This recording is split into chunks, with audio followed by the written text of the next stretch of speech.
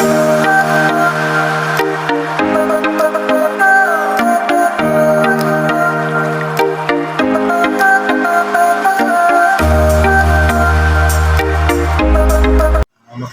araw po mga ka-business, mga kapapi, mga kaibigan. Sana po nasa mabuti po kayong kalagayan.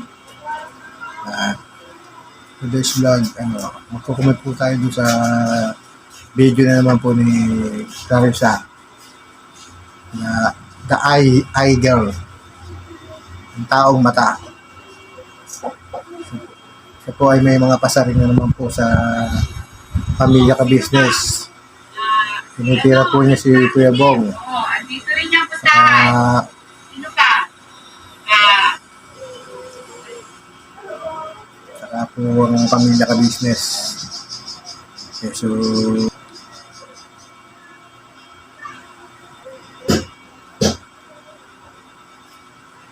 charity ni Kuya ka-business ay inaano po niya. Okay, so nagpapanggap lang daw na charity vlogger. Clarissa, wala akong makalam kung anong gawin nila sa kanilang content. Hindi naman pati kung gumagawa ng content nila at wala ka namang ambag sa mga content nila na ginagawa. Saka bakit ba masyado kang affected sa mga pagkaano nila ng video, bakit na ano ka ba sa kinikita nila, na-edit ka at saka yung mga binibigay sa kanila ng sponsor, lumalabas tuloy na na affected ka sa mga nangyayari sa Kabis family. Miski sila hindi nagka-charity, ang subscriber nila dumadami, hindi bumababa. Hindi ka tulad nyo, vlog kayo ng vlog. Live kayo ng live. Wala namang nanonood sa inyo, kundi yan lang. At kalimitan pa sa mga comment section nyo ay puro basher nyo pa. Kaya wag kang ng kapwa mo, nagpapahama ka ng kapwa mo. Dinadown mo sila, hindi mo naman kayang down, lalo pa silang umangat. Saka wala kang pakalam kung anong gawin nilang content, kasi hindi naman sila hinahingi ng Kabis family. Saka inggit ka lang gawa ng mga sinasahod nila na laki. Katulad yan, tinira niya ng tinira yung 3 kulugo. So, anong nangyayari sa views ng Kabis family? Lalong umangat, hindi ba napapanood ng mga video nila? Lalo silang nagugusto ng mga viewers. Kaya sabi nga, idaw mo na idaw ng tao, lalo pa siyang inaangat ng Panginoong Hesus. Kasi alam ng Panginoon natin na wala silang kasalanan at kayo ang may kasalanan. Kitang-kita naman sa mga balag niyo kung anong ginagawa niyong paninira sa kanila. Kaya Clarissa, taong simbahan ka pa naman, magbago-bago ka. Hindi natutulog ng Diyos. Yung mata mo, lalong palakihin ng Panginoong Jesus yan, maalala. At sa kanyang tawa mo, parang tawa ng sinasapian ng masamang espiritu. Sabi mo, nakakatanggal na stress. Lalo, pag pinanonood ko, lalo nakakata ulo ko . Kaya, tigil-tigil naman nakakatawa ng ganyan, nakakatulot, hindi nakakatawa. Tira ka ng tira. Ang views mo naman puro basher naman. Basahin nyo yung basher, maging honest kayo sa tao, sa nyo. Hindi yung binabanggit mo lang, yung mga tapat sa yung mga alagad mong kagaya mo ng ang ugali. Basahin yung basher nyo, pati kayong dalawa ni Okray. Mga tingnan ko yung mga comment sa mga comment section nyo, mas malamang pa yung basher nyo kaysa sa mga sa inyo, paborang ginagawa. Bago isa pa yan, si Percy Diaz. Si Percy Diaz ba yun? Napakayabang mo naman. Pati si Kuya Ka-Business na hamon mo. Anong one and one? Kung ikaw ay inano yung sinabihan na kahit saan. Oh, nasaan ka na ngayon? Batayin mo magbigay ng ano, ng ano mo, ng kung gaano ka katapang. Hindi yung puta ka ng puta sa comment section ng dalawang pulugo na yan. Ayaw mong ano, kung tumira ka patalikod. O ako ang hamulin mo, palakihan tayo. Ano, kung gusto mo kumano, punta mo lang ako dito sa Batangas. Nandito ako.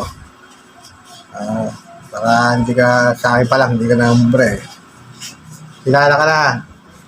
Percy Diaz. Kilala ka na kung sino ka. Kaya huwag kang magtago sa comment section. Alam na ng mga family ka business kung sino ka. Nabubuhay ka sa kasunungalingan. Yan, bagay na bagay kayo. Tatlo kayo.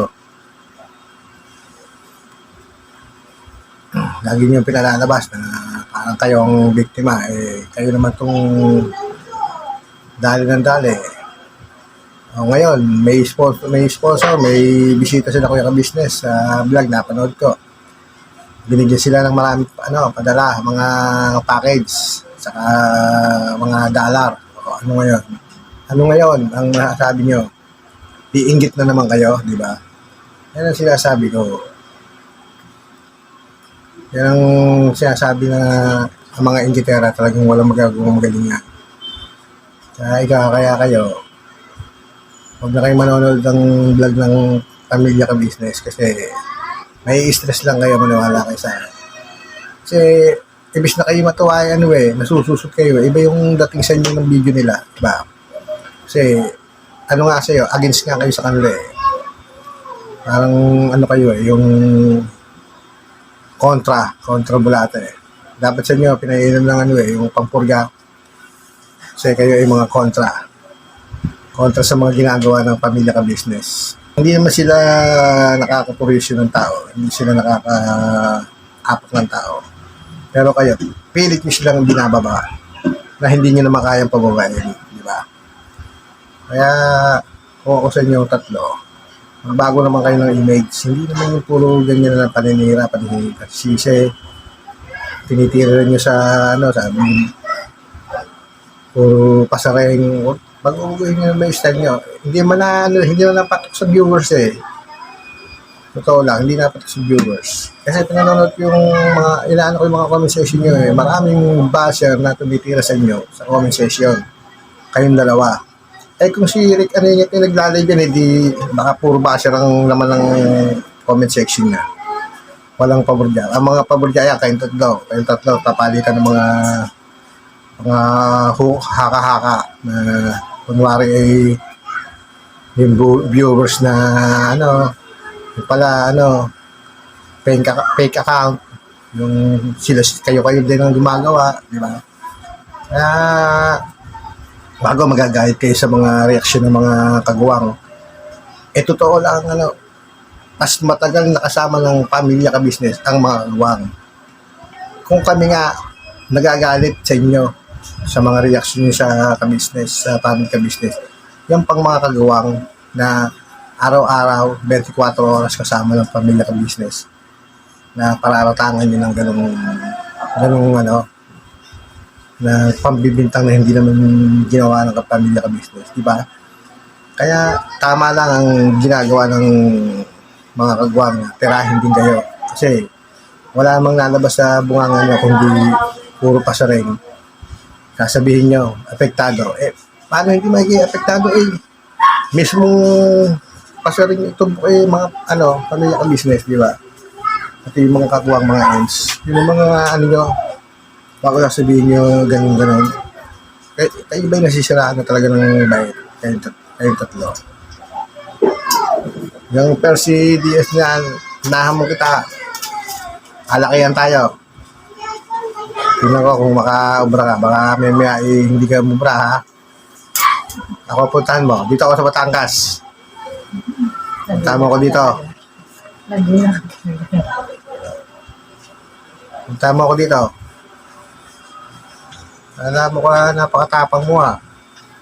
Hahamon-hamon ka kay Kuya ka business. Nung ikay pinatulan, hinahamon at ayaw mo namang magbigay ng sa panig mo.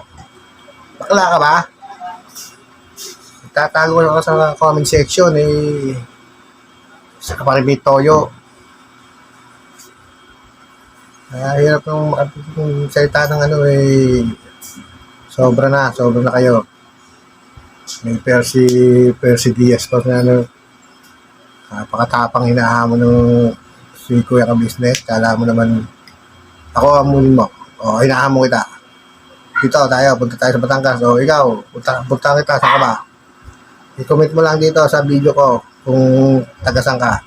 Pupunta kita. Napakatapang mo ah.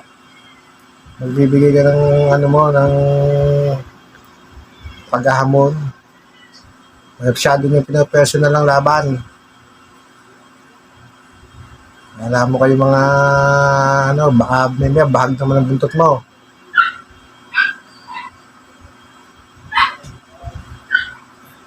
Siyado ko yung sa business family. Pakalimera. Kapatid niya, Chismosa. Chismoso. Yan ang kapatid niyan. Yung gitera, kapatid ng Chismosa at Chismoso. Yan ang mga niyan. Ako, galit ako sa Pakalimera. Saka sa Ingitera at saka Chismosa. Yan, kayong tatlo, yan ang nyo. Kaya hindi na rin mapigil ng kagawa ng mga reaksyon nila. Gawa nyo. Ang dami yung pasering na hindi maganda. Yung mga nagko-comment sa mga yan na magising na kayo. Pinaiikot lang kayo niyan. Mga yan. Kung kayo mananatili dyan, talagang nananatili kayo sa mali. Ayaw nyo sa maganda. Nakita nyo lang pangyayari ang simula ng pag-aaway. Sino ba ang nauna? Diba sila? Bakit kayo ay nananatili dyan? Oo nga't hindi na nagka-charity si Kuya ka business. Hindi nyo ba naintindihan na mahina ang views? At nag-iipon pa. Diba? Katulad ni Papa Dison, nagka-charity si Pabilisa. Diba? Hindi mo na nakikita. Saka si Kuya ka business, sumalis na sa charity. Kaya kahit hindi siya mag-charity, okay lang. Kung magka-charity siya, yun ay parang tulong na lang niya. Ganun yun. Hindi pinipilit. Kung ayaw kasi binago na nga niya yung niya eh. Wala na siya sa charity, kaya niya. Pero magka-charity pa rin siya. Kaya nga inaano niya ipabahay, di ba? Hindi mo napanood yung kay Mylene. Balak nilang pabahayan. Di ba? Gising-gising kayo sa mga natutulog ng mga pag-iisip. Kayong tatlo. Masama, hindi tera sa kapwa. Mga laking kasalanan niya. Umayos kayo. Sana balang araw magbago yung mga pananaw sa pag-iisip nyo. Makipagkasundo na kayo sa business family. Wala namang mangyayari sa ginagawa nyo. Hindi napakahirap ng may kaaway. Napakasarap mabuhay ng tahimik.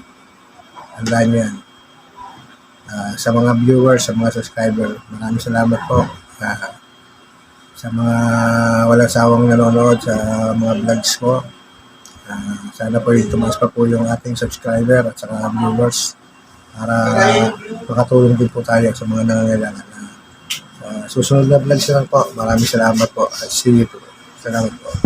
Maraming salamat po kay Kuya ka business, kay Papa Dins, kay Sir Anime Reactors. Maraming salamat po. Mapagpalang araw po mga ka-business, mga kapapi, mga kaibigan. Sana po nasa mabuti po kayong kalagayan.